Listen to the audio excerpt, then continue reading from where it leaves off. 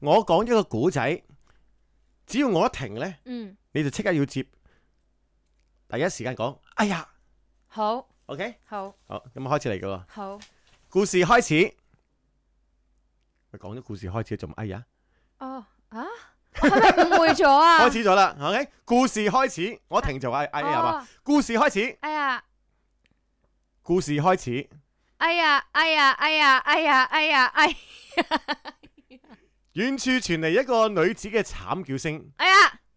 男人聽到之後好驚。哎呀！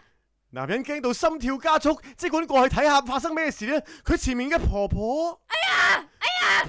婆婆大叫，因為俾個男人踩到隻腳啊！哎呀！個男人想講對唔住啦。哎呀！喂，你唔好下都咁行先得噶，個阿婆冇理由咁行噶嘛，啲哎呀，係咪先？後生仔就話大聲啲哎呀啫，阿婆可以細聲啲嘅。好啊。係啦，個男人想講對唔住。哎呀！未講呢，就已經俾婆婆用遮咧大力咁打佢。有個男學生見到，哎呀！男學生哎呀一聲，見義勇為，勸住婆婆，點知？哎呀！正用嗱，就係啦，你估下依下哎呀，係婆婆叫啊，男人叫啊，定係個男學生叫啊，定係故事開始個女人開始叫呢？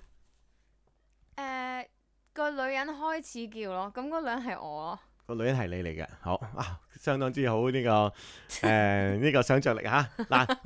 如果你估錯嘅話呢，你就要罰噶咯喎。OK，咁但係呢，就好難估，根本唔會估到噶啦。係咪呢？但我唔會豬噏嘅。我一定已經錄咗嗰個答案落嚟嘅，等你死得心服口服係嘛 ？OK，為咗表明公正，你聽下。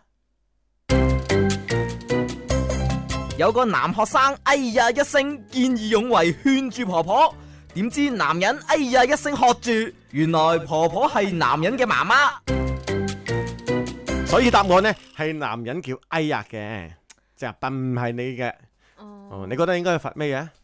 罰啊，罰同大家一齊聽哎呀咯。